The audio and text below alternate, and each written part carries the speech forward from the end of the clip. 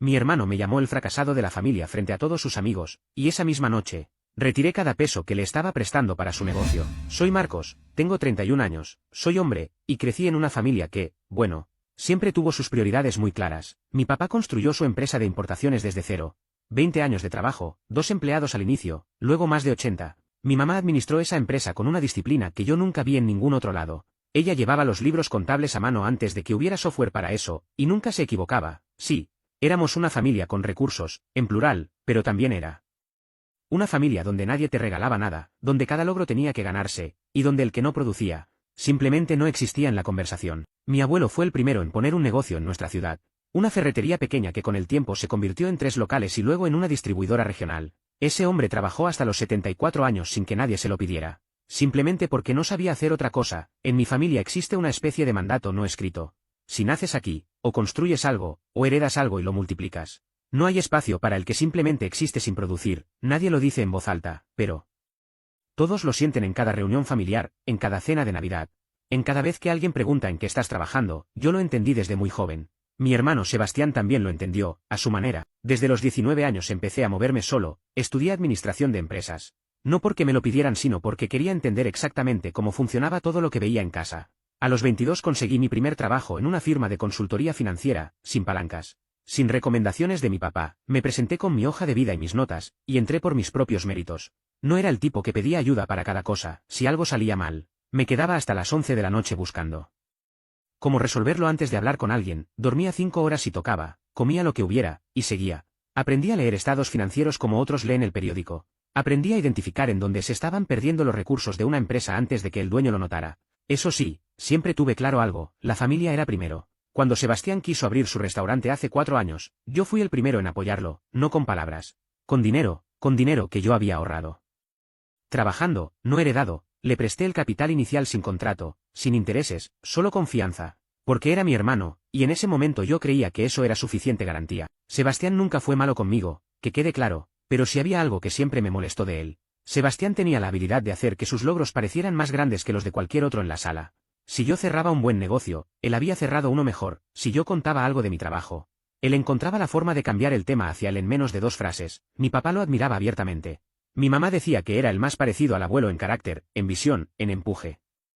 Yo lo escuchaba y me preguntaba si estaban hablando del mismo Sebastián que yo conocía, pero lo dejaba pasar. Porque al final era mi hermano, lo quería, y no me parecía que valiera la pena abrir ese debate. A veces el silencio parece madurez, a veces es solo el camino fácil. La noche que todo cambió fue un viernes. Sebastián había organizado una cena con sus amigos del restaurante.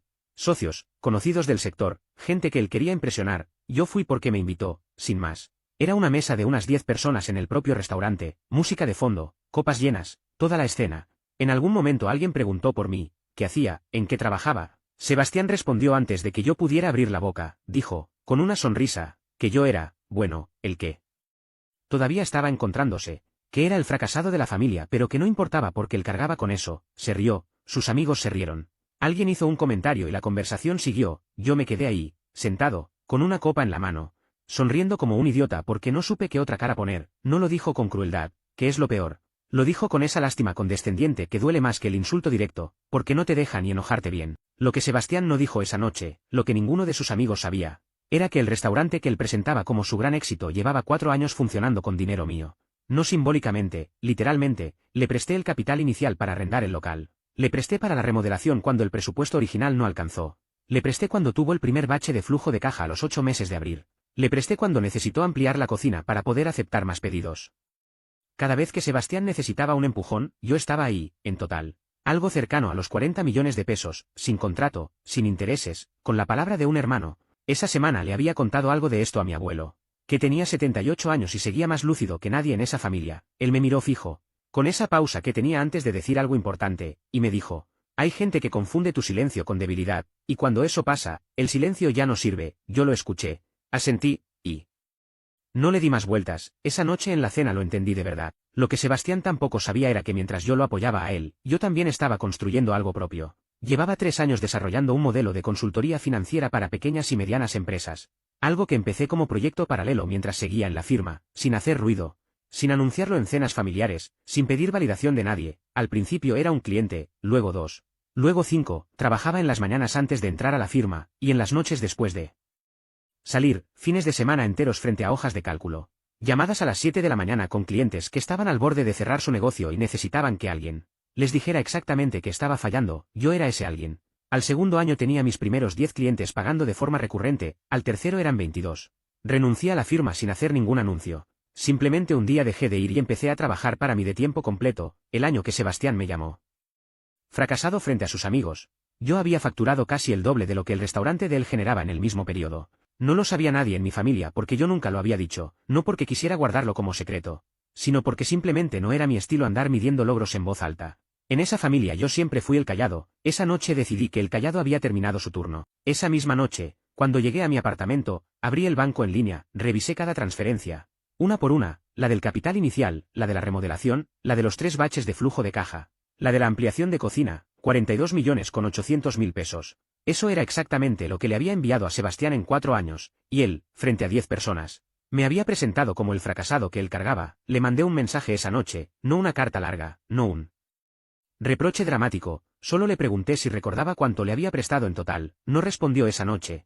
Al día siguiente me llamó, me dijo que había sido una broma, que yo era muy sensible, que sus amigos sabían que era en broma. Le pregunté si sus amigos también sabían que el restaurante llevaba 4 años funcionando con capital mío. Silencio. Le dije que entendía que era una broma. Y le dije también que yo iba a necesitar que empezara a devolverme lo prestado, porque yo necesitaba ese capital para expandir mi propia empresa. Otro silencio, esta vez más largo. Sebastián no sabía que yo tenía una empresa, nadie en mi familia lo sabía. Y yo podía sentir exactamente el momento en que eso cayó sobre él. Lo que pasó después nadie lo esperaba. Sebastián fue donde mis padres ese mismo fin de semana. Les dijo que yo le estaba cobrando una deuda que según él nunca había sido formal, que era plata prestada entre hermanos, que eso no se cobra así. Mis padres me llamaron esa tarde. Mi mamá preguntó primero, me preguntaron si era verdad que le estaba cobrando a mi hermano, les dije que sí. Les dije también cuánto era el monto total. Mi mamá se quedó en silencio un momento largo. El tipo de silencio que ella usaba cuando estaba procesando algo que no esperaba. Mi papá me preguntó por qué nunca les había dicho que le estaba prestando esa plata durante 4 años. Le dije que no creí que fuera necesario, que era un asunto entre Sebastián y yo, y que en esa familia yo aprendí que los negocios son entre las partes involucradas. No dije más. Sin el flujo de caja que yo complementaba cuando había baches, las cosas en el restaurante empezaron a ajustarse. No fue inmediato, pero fue inevitable. Al tercer mes Sebastián me volvió a llamar, esta vez diferente, sin el tono seguro de siempre, para pedirme que le diera más tiempo. Le dije que sí, sin problema, que no tenía afán, pero que esta vez necesitaba que firmáramos un documento formal con las condiciones y un plan de pago. Aceptó. Eventualmente mis padres se enteraron de todo, del monto completo, de los 4 años, y de la empresa que yo había construido mientras tanto sin decirle nada a nadie. Mi papá me llamó una tarde. No para darme la razón ni para dársela a Sebastián, sino para decirme que no sabía que yo estaba haciendo todo eso solo. Le dije que tampoco él me había preguntado. Esa frase cerró algo entre los dos que llevaba años abierto. Hoy Sebastián y yo tenemos una relación diferente, no rota, pero diferente. El restaurante sigue abierto, con ajustes, está pagando la deuda poco a poco, sin drama, sin excusas. Mis padres ya no hablan de él como el único emprendedor de la familia.